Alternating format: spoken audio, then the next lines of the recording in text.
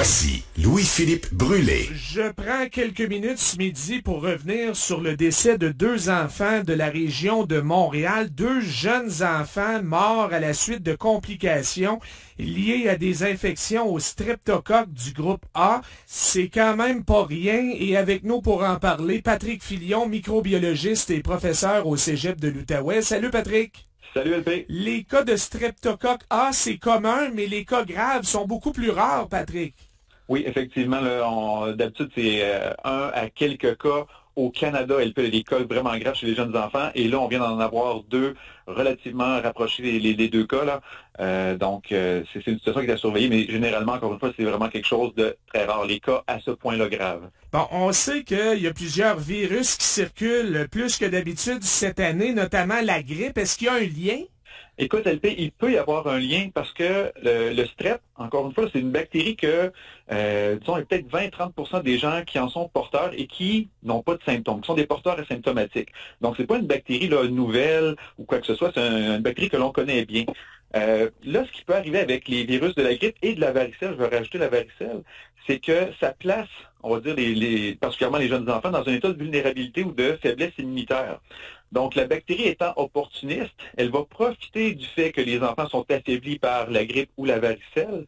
Puis pourquoi j'insiste sur la varicelle, c'est que la varicelle donc va causer des lésions cutanées et la bactérie peut profiter de ces ruptures-là dans la peau pour causer l'infection.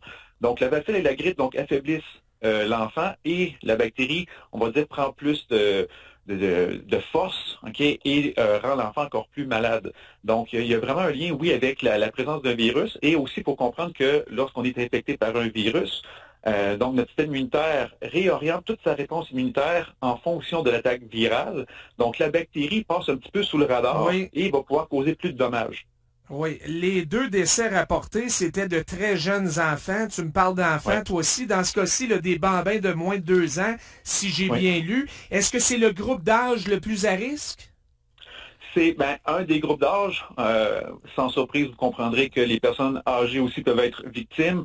Et aussi, là, toutes les personnes, par exemple, qui ont des systèmes immunitaires qui sont compromis, donc les personnes qui seraient séropositives, les personnes qui prennent des médicaments pour soit l'arthrite ou des maladies inflammatoires de ce type-là, des médicaments contre le cancer. Donc, on a vraiment des groupes de personnes qui sont plus vulnérables en raison de leur âge, mais aussi de leur état de santé ou de la prise de médicaments qu'ils doivent prendre pour une autre maladie. Patrick, quand on parle de complications graves liées au streptocoque du type A, on pense notamment à la méningite? Oui, il y a la méningite, particulièrement chez les jeunes enfants, parce que le problème avec la bactérie, c'est lorsqu'elle va dans les tissus autres que où elle est supposée être, parce que les endroits, on va dire, normaux, c'est la peau et les épithéliums buccaux et au niveau des voies respiratoires du nez. Donc, quand la bactérie va ailleurs, plus profondément dans les tissus, c'est là qu'on peut avoir des complications. Donc, au niveau des méninges, qui sont des tissus là, au niveau du système nerveux, ça peut devenir très problématique rapidement.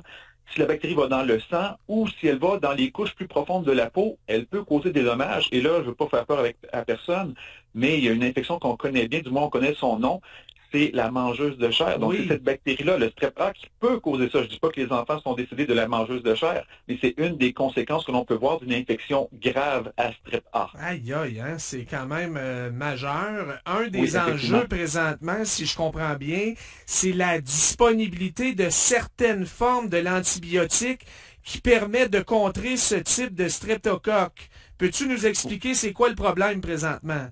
On en avait parlé déjà, LP, il y a quelques semaines, avec l'inquiétude face à l'amoxicilline, donc un antibiotique qui est utilisé pour diverses infections, dont les infections à streptocoque. Parce que, les infections à streptocoque, il y a des gens qui vont en avoir des infections qui sont relativement bénignes, là, des maux de gorge, des choses comme ça. Donc, quand on a un strep de gorge, ça peut être ça.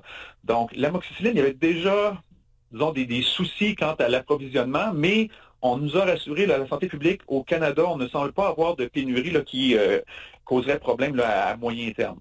Donc, pour l'instant, on en a suffisamment, mais c'est quand même une préoccupation parce que là, si les cas se multiplient, la demande va augmenter, ce qui pourrait peut-être causer certains problèmes. Mais pour l'instant, la santé publique nous rassure, on en a suffisamment ou si c'est des dosages qui ne sont pas parfaits, les pharmaciens peuvent s'amuser et jouer avec ça. Que on en a assez en comprimé, mais peut-être pas sous d'autres formes présentement. C'est ça. Donc, c'est la formulation qui peut être problématique. Les enfants, c'est rare qu'on va leur donner un comprimé, donc c'est souvent plus un sirop, une formulation qui va être liquide. Donc, c'est sûr que ça peut compliquer les choses, mais on a quand même certaines formes qui peuvent être utilisées dans les cas où on en aurait vraiment rapidement besoin. Oui, mais pourquoi des fois les antibiotiques ne fonctionnent pas? Parce qu'on le prend trop tard ou... Ben, il y a plusieurs facteurs à ce niveau-là. C'est que si la bactérie elle-même, OK, là, on ne le souhaite pas, mais si la bactérie devient résistante, il y a plein de façons dont une bactérie peut devenir résistante à un antibiotique. Donc là, on doit devoir prendre une dose qui est peut-être plus grande ou utiliser un autre type ou une autre famille d'antibiotiques, ce qui complique la chose. Donc, ça peut être la bactérie elle-même qui devient résistante. Parfois aussi, bon, si le stade de l'infection est relativement avancé, même si on tue la bactérie, peut avoir les dommages sont déjà tellement grands que ça peut être dur pour l'enfant ou la personne de récupérer. Donc, il y a plein de facteurs qui peuvent influencer, on va dire, l'efficacité du traitement antibiotique, donc le temps ou le moment dans lequel on l'administre et la résistance propre de la bactérie elle-même. Bon, alors pour l'instant, il y a une hausse des cas, surtout dans la région de Montréal. Est-ce que ça veut dire qu'inévitablement, ça va être le cas ici aussi en Outaouais ou pas nécessairement, selon toi? Pas nécessairement, parce que si on regarde les deux cas de Montréal, il n'y a pas de lien épidémiologique. Donc, ce ne sont pas, par exemple, deux enfants qui fréquentaient la même école, le même service de garde ou qui étaient dans la même famille. Donc, c'est peut-être une question, on va dire, de malchance, parce qu'encore une fois, cette bactérie-là, elle est répandue à travers la population. Là. Juste pour te dire, LP, en début de session, on fait toujours un laboratoire, nous, avec mes étudiants en soins infirmiers, hygiène dentaire, où on fait des prélèvements dans leur bouche, au niveau du nez et de la peau. Puis, une élève sur 5 a cette bactérie-là et elle s'en porte très bien. Donc, c'est une bactérie qui circule. Donc, il y a une question, on va dire, de malchance jusqu'à un certain point où l'enfant, par exemple, a une infection, grippe, varicelle, comme je le mentionnais tout à l'heure, et cette bactérie-là profite de la faiblesse de l'enfant, profite de l'infection pour causer plus de dommages. Donc, c'est vraiment une question, je veux dire, c'est plate, là, c'est de la malchance qui pourrait faire en sorte qu'on pourrait avoir un cas ici, mais on pourrait aussi passer tout l'hiver et ne pas en avoir. Donc, on va espérer que c'est ça qui va se passer. Mais je peux le garantir, les médecins ont été informés et il y aura une surveillance. Puis les parents aussi surveiller les symptômes chez l'enfant. Donc, s'il y a une inflammation au niveau de la peau, une rougeur, puis une douleur quand on touche cette région-là, s'il y a des maux de gorge, de la fièvre, donc il faut peut-être consulter son médecin à ce moment-là pour s'assurer.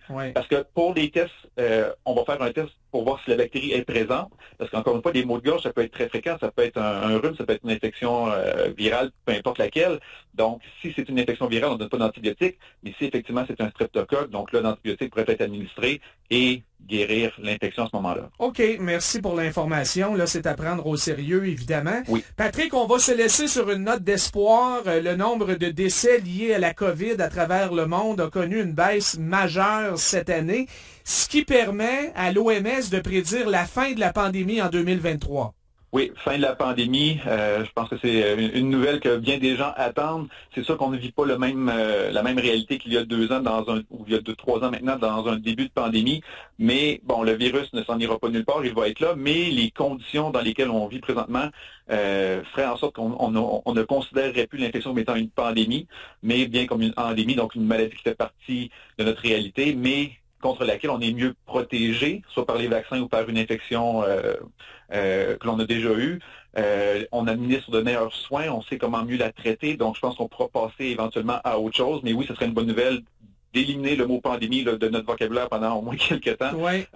Puis, ça, comme je l'ai dit, le virus ne s'en va nulle part, mais au moins... Mais c'est ça, mais là, tu sais, on dit maintenant, le virus là est quand même là pour rester, alors qu'on espérait en début de pandémie, là, quand on disait ils travaillent sur des vaccins, les scientifiques, et peut-être qu'on va être capable de l'anéantir, ce sera pas le cas finalement, à moins d'un vaccin miracle, Patrick.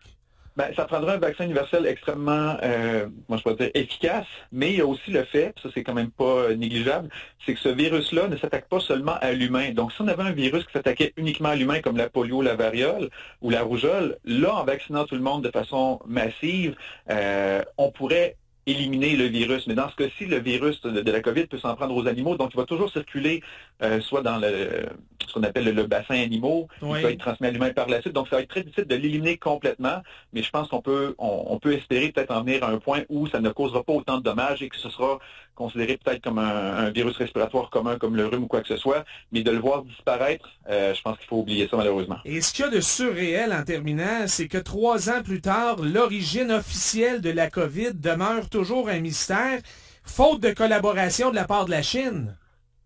Ouais, ben c'est ça. On s'en tient à la version, on va dire, officielle, que ça viendrait d'une province du Wuhan, donc une zoonose. C'est la version à laquelle on doit adhérer pour l'instant. C'est sûr qu'on voudrait peut-être faire la lumière, avoir plus de détails là-dessus. Mais je pense que c'est peut-être malheureusement la version dont on devra se contenter là, pour les années à venir. Oui, parce que la Chine refuse de partager certaines informations, semble-t-il, ce qui n'est pas une grosse surprise non plus, remarque bien. Merci beaucoup, Patrick. Merci pour la collaboration encore cette année. Bon repos.